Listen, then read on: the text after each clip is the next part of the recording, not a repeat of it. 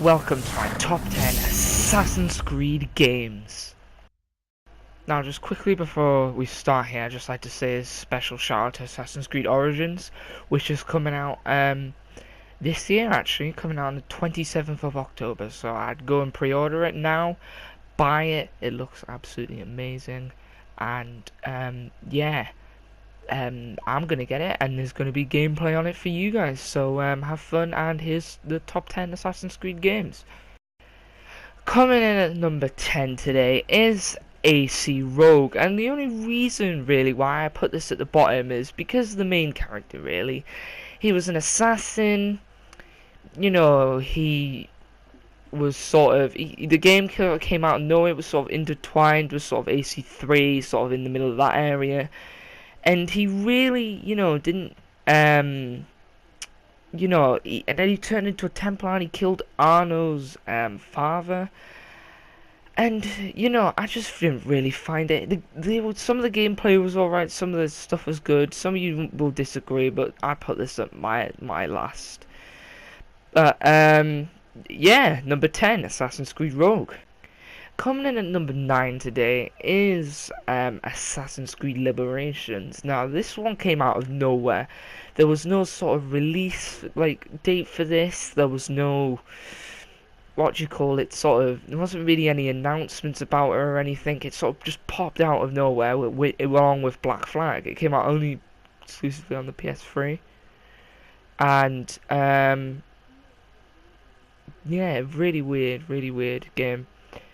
I was alright. Didn't find it that bad. Female assassin, alright, because it's been one of those other all the rest of the time, and it's been alright really.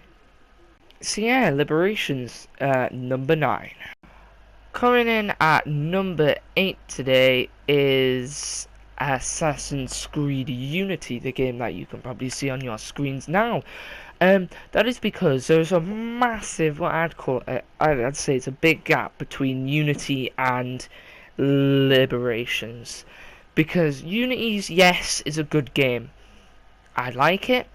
It's glitchy. But I feel like some of the glitches let you down sometimes, some of them don't, some of them are quite funny. There's some of the bad reasons, really bad reasons about it though, because when they brought out this game, it was the most glitches on any Assassin's Creed game, and one of the most glitchiest games in the world, to be honest with you. And it dropped sales on the game that came after, and I will talk about that game in a bit. But it dropped sales on that game, and I feel like the other game was really good, but it lost out on a lot of sales, which Ubisoft didn't really, they didn't really, which is why there hasn't been an Assassin's Creed game in about 2 years now. Well, obviously there's one coming out this year, but there wasn't one in 2016, and it was sort of around this time, October time in 2015, when Syndicate came out. So yeah, this game, it's a good game. I play on it with my friends. You've probably seen a lot of videos with them about it, and yeah, it's just an all-round game. So Unity coming in at number 8. Coming in at number 7 today is Assassin's Creed 3. Now, Assassin's Creed 3 was a really good game. For some people, the storyline would have been confusing because there was 2 characters, but if you know the backstory to the Kenways, you would understand it a lot more. Obviously, there's Haytham, as you play as at the start, and then about halfway through the game, you play as Connor, who's Haytham's son, part of an Indian tribe, and yeah, it's really good. I like the hunting aspect of it. There could have been a lot more sort of cities, sort of a little less sort of wildlife to city ratio, if you know what I mean. But it was all around a good game. And a lot of people were like, oh, after in Revelations, everybody's like, oh yeah, is Ezio going to return? But obviously, Ezio dies because he's an old man. Gets a bit old like. And yeah, but then the Kenways came, and I did actually enjoy them. thought it was a really good addition to the Assassin's Creed series. So that is AC3 coming in at number 7. Coming in at number 6 today is Assassin's Creed Syndicate. Now, Assassin's Creed Syndicate, I got that game, it was about a month after it came out, probably around that time. It was really good. Obviously, I said about earlier, it came out after Unity, so it lost on a lot of sales.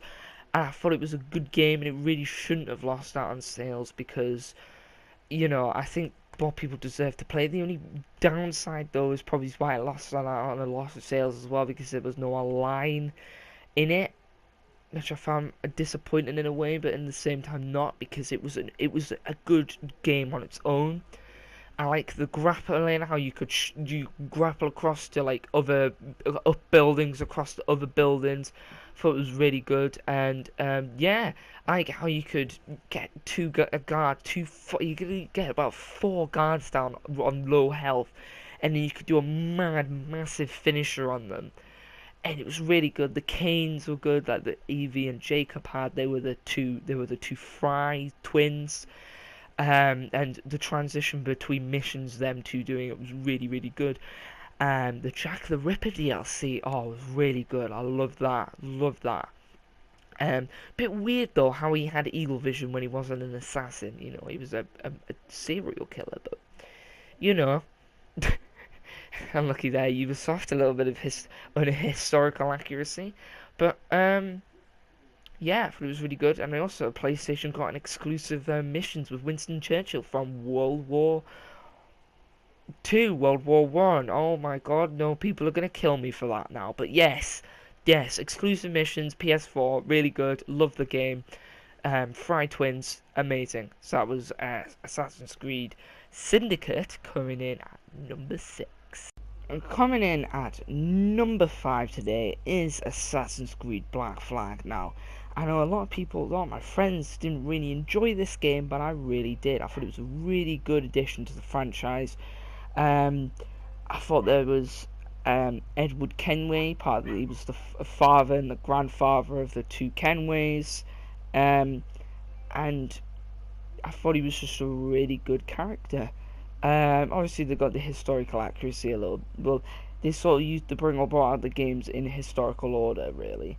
But then Black Flag came out before 3. But then 3 was in, But yeah, what? And he was just really good because he was the only assassin that had double swords. Well, so far anyway.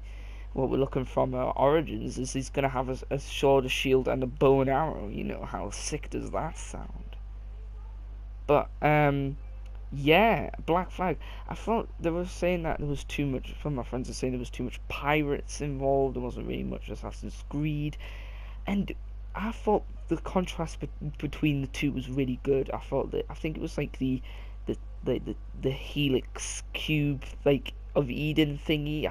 Don't know what it was called. It was something really weird though, and that was sort of fitted in with the assassins thing. That they were hunting from the start, really. I thought it was really good how they did that, and yeah, Assassin's Creed Black Flag coming in at number 5. And coming in at number 4 is Assassin's Creed 1. Now, Assassin's Creed 1 is what the thing that started this whole thing off on there. It's 10 years now since that game came out, and we wouldn't be here today playing what you can probably see on your screens now is Assassin's Creed Unity, and other games, and what started this whole franchise off about that. I thought Altair was really good. I thought, how it fit in with a Subject 15, everything was really good. But how it stepped back, way back at the start to start this whole thing off was good. And yeah, I thought it was really good games. That was Assassin's Creed 1 coming in at number 4. Confusing numbers. Coming in at number 3 today is Assassin's Creed 2. Now, Assassin's Creed 2 was the start of Ezio. I thought it was really good. There was a lot of famous characters from back then in there. Thought it was just a really good thing to start off this sort of Ezio trilogy. And it just You know, everybody loves Ezio, don't they? My top three games in this are Ezio. You probably tell already, but you know, he was such a good assassin. He was after the Borgia family. They were one of the things. He worked with Leonardo da Vinci. Got to try out his flying machine. You know, which assassin did that? You know, Ezio did it. You know, um, and you can probably see on your screens now actually because I'm editing this in the Share Factory. I'm wearing the Ezio outfit because I love him so much. But you know, it was such a good assassin, the top assassin. And if anybody wanted to beat it, it's got to be a really good guy. And I don't think Origins will beat him. No, I don't think he will. But I think Origins will come close to beating him because I've looked at the game and it looks amazing. I always keep reverting to Origins in this, don't I? But yeah, it looks really good, and I think, you know, Ezio, amazing guy, and you can go and buy the Ezio collection. Now I own it. I own the Ezio. You've probably seen videos on it. I've owned the Ezio collection now, so you can get it for Xbox One and PS. You can get it for Xbox One and PS4 now, so you don't have to buy a PS3 and play all the games, which is really good. Like how Ubisoft did that. I was very happy when I found out that was coming out. I was like, yes, I'm buying that. But yeah, Assassin's Creed 2 coming in at number 3. Coming in at number 2 today is Assassin's Creed Revelations. Ooh, you probably didn't expect that one, did you? But yeah, Assassin's Creed Revelations. Same here, it's Ezio. Basically all the stuff that I said really before, but you know, it's like I liked also that game because it was an improvement on the other two. I liked some people really disliked the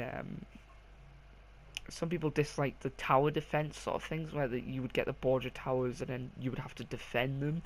Personally, I liked those. I thought they were really good. Um, and you know, there was a lot of really good finishes. Like there were like finishes where you swing a sword over his head and stuff. It was an improvement on the other Ezio games, but you know, it's not gonna top the number one for me. And here we go then. Well, first of all, that was Revelations coming in at number 2. And drum roll, please. I'm not probably going to line any drum roll sound effects in, but anyway, coming in at number 1 is Assassin's Creed Brotherhood. Now, number 1, Brotherhood. Sensational game. I put it there before Revelations based on the fact that I loved the Leonardo da Vinci missions. Loved them. They were one of my favorite parts of the game, and I thought the game was just really cool. How you could go around Rome on horses, go to the Colosseum. You know, there was the underground. Those werewolf things that were really weird. But yeah, I thought it was a really good game, and the fast traveling in that game was really good as well. The little like sort of underground like little don't know what they were called. Um, I used to call them spores, but the only reason why is because it's spelled SPQR, but I used to think the Q was an O, so I used to call them just spores. I don't know why, but I'm stuck with that name actually. I don't know why. Um, but yeah, I thought it was just a really good game. It was another amazing game for the Ezio trilogy, and long live Ezio Auditore La Firenze. You know, but yeah, that was my top 10 Assassin's Creeds. Hope you enjoy it. Um, Make sure you go get Assassin's Creed Origins, and if you don't, I will find you. I'm joking, really, but if you don't, then there'll be trouble. Um, but buy it, put some money into Ubisoft. It looks amazing, sounds amazing, and I've seen gameplay demos from E3, and it looks beautiful, graphics wise, amazing. And just bear in mind that they've been working on that game since Black Flag. So there we go. Think about it. It's 10 years this year. Let's see if Origins can get close to beating Ezio. Even if it doesn't, it's probably still going to be a really good game anyway. But yeah, that was it. That was my top 10. Yeah. Well, I hope you enjoyed this video, guys. Please leave a like and subscribe, be highly appreciated. Stay tuned for the montages and stuff like that coming soon. Well, soon there'll be other ones coming out. See, the thing with the montages, I'll just quickly put in there before I finish. I save video clips on the PlayStation, and then they go into the Share Factory, which is like the PlayStation editing software. So I have to collect enough really cool sort of clips to make a video, which is really annoying because I want to just make and make and make, but I can't, you know. Um, but yeah, I will see all you awesome assassins in the next one. Bye.